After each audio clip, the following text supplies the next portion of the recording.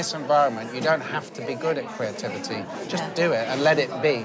How I'm going to run the course, I think, is to encourage everybody to write a song which is about themselves. If you want to, and it's always your choice, you could take the risk of getting out on the stage and stepping into the real Joe in the form of a song. I'd like to go around and just everybody say their name again, just in case anybody doesn't know any names. And just one sentence about how you're feeling about this process of being here and potentially expressing yourself creatively. I'm Jo.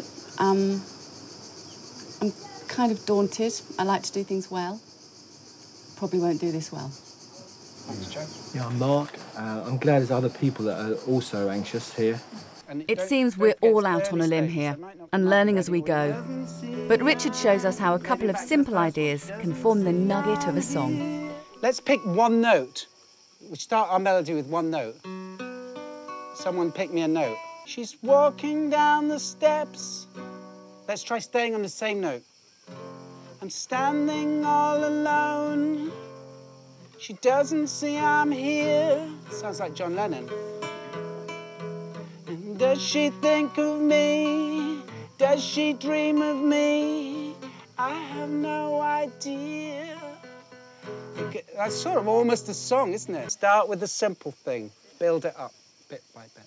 Walking down the steps, I'm standing all alone. She doesn't see I'm here. It's quite punky. She doesn't think of me. Does she dream of me? I have no idea. Can I have some of what you're taking? A few simple lyrics, a couple of chords, and you're on your way. However, we want these lyrics to mean something, and so Richard suggests that in order to come up with something, you must start from a place of nothing. We very rarely do nothing in our lives. It's an unusual idea, I've found, to do absolutely nothing. We'll have 15 minutes. There's no requirement to do anything. You don't have to come back with anything. If something pops out, just jot it down, whatever it is. If it makes you anxious and scared, it's probably really interesting. And so we're told to find a space and do nothing. And out of nothing may come the nugget of a song.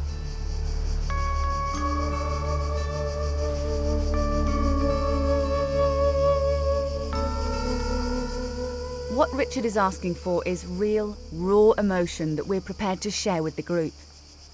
I have written some rather defensive lyrics, and that's really surprised me. Okay. Despite my reservations, I've decided to share these with the group. I am trying to be honest with how it feels to step into a group. Yeah. You know. What do you want from me? Do you want me to scream and shout and cry? Because I can. Who do you want me to be? I don't know you. You don't know me. Should I be the person and that so I'm showing the group the real Joe, although I'm rather surprised at what's come up here. I can't say this is the most comfortable experience, but I'm not going to let that stop me. Don't be disappointed, but please don't take it away from me, because today I'm all right. The fact is tomorrow you may see my sorrow, but today I'm all right. Okay, great. I think I'll give that round of applause. I am pleasantly surprised. I'd like to tell you I can write song lyrics like that, but the truth is I've never written song lyrics before. They're not the best song lyrics, but they're my song lyrics. And they mean something, which means this creative process works. The less you try, often the more you achieve. So at the end of today, our goal is that everybody will have sung their song in this group. It might not be perfect, but this is our first songwriting experience. We probably aren't going to come out with Blowing in the Wind and have $1 million hit on our first after 3 days. Maybe, but, you know, maybe not. It's wonderful therapy. There's something incredibly refreshing about this scene. Grown adults preparing to put on a show for their friends. Perhaps all that talk of finding our uncensored inner child is paying off.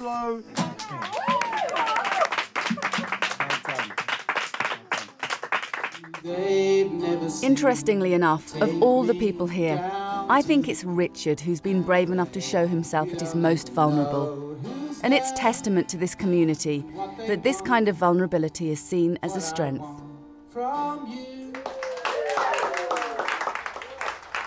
Talking of vulnerable, now it's my turn. I feel genuinely on the line here. When I arrived 4 or 5 days ago, I spoke to Richard, and Richard very astutely realised that the thing that would scare me most from this trip to Atsitsa would be writing my own song and singing it to you all. So that's what I'm going to do. It's called What Do You Want From Me? I've only been playing the guitar for 4 days, so bear with me. But I love it, and I'm going to continue it at home.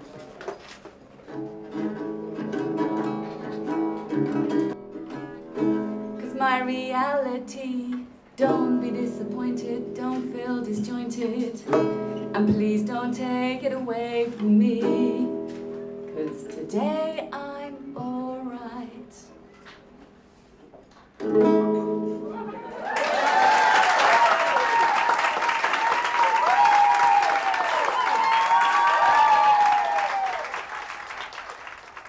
I have wanted to learn to play the guitar for 20 years, and this is the first time I've ever acted upon it. I've also never, ever enjoyed singing in public, so I take a lot from this. It's not tangible, but I think I can sum it up in that I need to stop trying so hard and not to analyse the creative process, to let go and to enjoy it, and that it's okay to be bad, because out of bad can come a lot of good.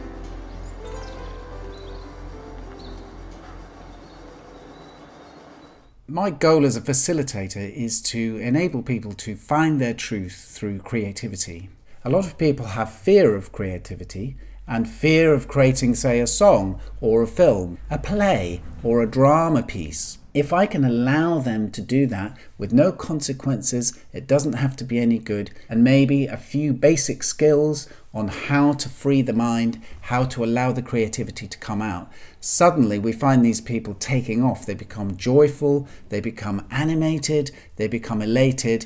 They feel seen by the rest of the group because they've shared the creativity. It enables people to say something difficult or to access emotions and feelings and blocks and desires and look at ways forward. It's also massively useful not just for an individual but for the organisation the individual works in. It enables relationships to happen, but it also enables everybody else in that group to see a side of them which maybe they couldn't see before because it was too difficult to express it.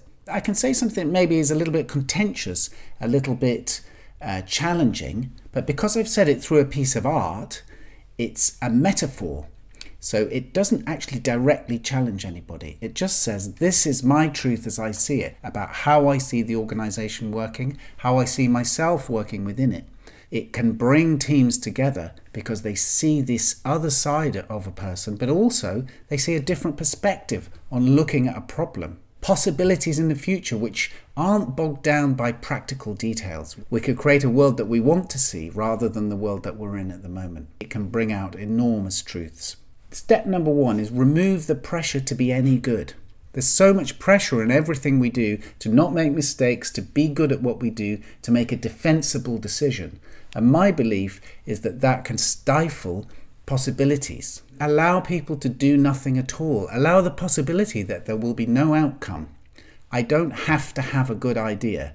And so by suddenly removing that pressure, the ideas start to flow in. When someone's been seen by a group, not judged, accepted, shown a piece of their work, shown some creativity, made something together, they can feel really connected to that group. They can feel accepted by the group, they can feel valued, and suddenly they can start to see how to contribute to the group. So the value of creating art, creating something of myself in a group is absolutely enormous.